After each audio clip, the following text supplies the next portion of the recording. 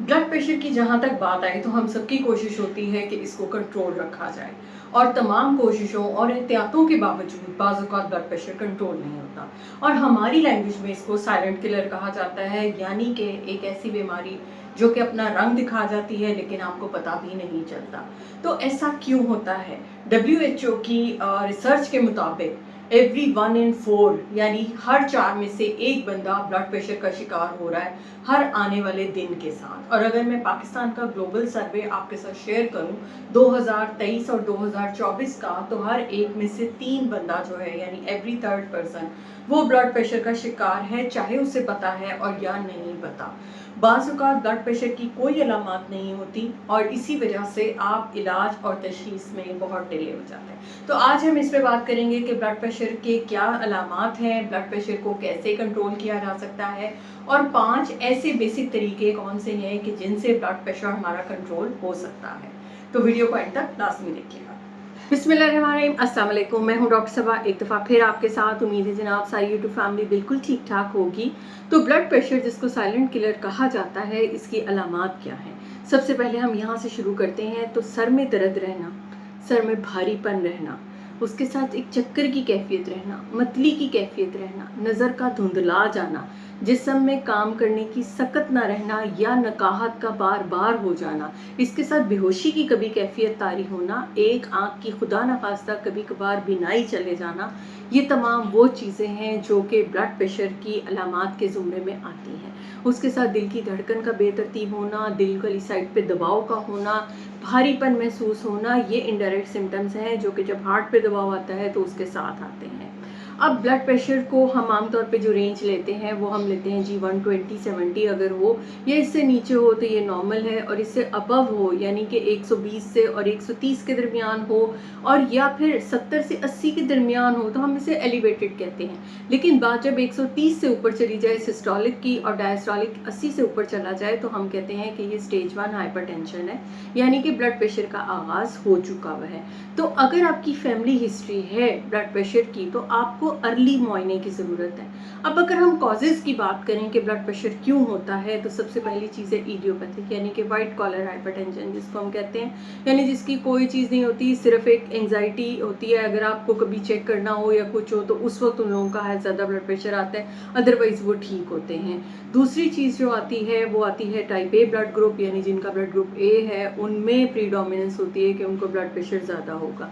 Alcohol या तंबाकू का इस्तेमाल, दोनों चीज़ें जो है आपका ब्लड प्रेशर ज़्यादा करती हैं। मोटापा, वज़न की ज़्यादती आपको ब्लड प्रेशर की तरफ ले जाती है। ओबेसिटी ओएस एस की तरफ लेके जाती है, और इनडायरेक्टली आप मेटाबॉलिक सिंड्रोम में एंटर होते हैं, और जिसके साथ ही आपका ब्लड प्रेशर भी ज़्यादा होना शुरू हो जाता है। इसके साथ अगर मैं बात करूँ तो फैटी लिवर और मुरगन खाने एक इनडायरेक्ट कॉज हैं।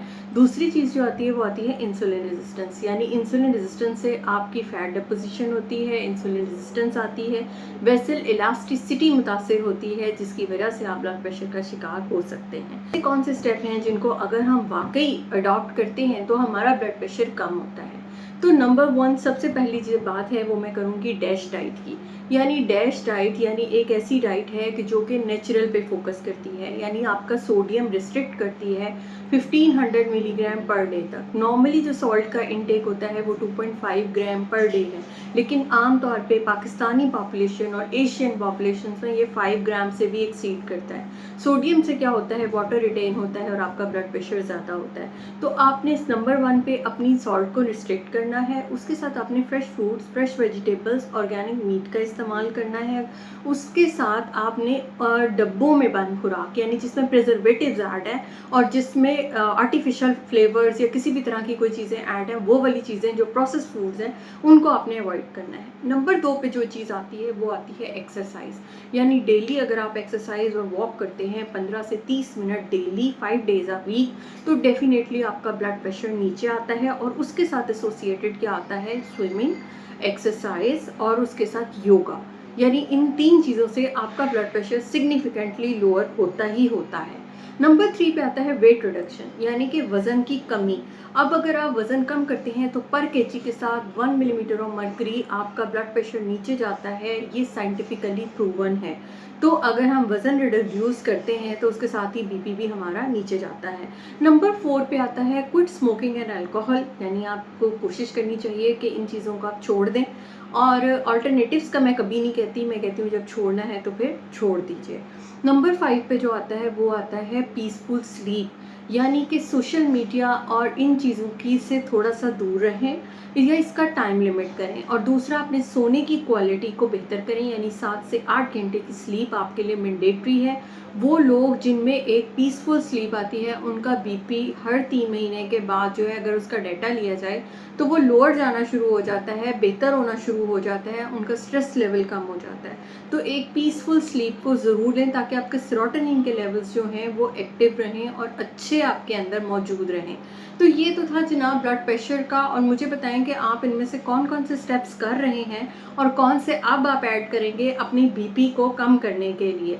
लेकिन जिन लोगों को दवाइयों की ज़रूरत है उनको गाइड करती चलूँ कि देखें जिनमें डायरेटिक ऐड है, स्पेशली थायराइड डायरेटिक, कोशिश करें उन्हें मॉर्निंग टाइम लें। जो लोग डायरेटिक्स लेते हैं उनमें पोटेशियम की कमी या सोडियम की कमी हो जाती है, तो पोटेशियम को डाइट में लाजमी उन फ्रूट्स वेजिटेबल्स को ज़रूर ऐड रखें जिनमें पोटेशियम होता है। ये आपको सोडियम को रिप्लेस करेगा और आपकी वेसल्स को बेहतर इलास्टिसिटी और रिलैक्सेशन देगा। तो अपनी डाइट को बेहतर करें, एक्सरसाइज करें, नींद को बेहतर करें, सिगरेट को क्विट करें। तो ये तमाम वो स्टेप्स हैं। और वेट रिड्यूस करें कि आपका बीपी जो है उससे कंट्रोल रहेगा and you will be a healthy life. तो फिर मिलेंगे किसी नई वीडियो के साथ, तब तक के लिए अपना बहुत ख्याल रखिएगा। कोई सवाल पूछना हो तो आप इसके नीचे पूछ सकते हैं।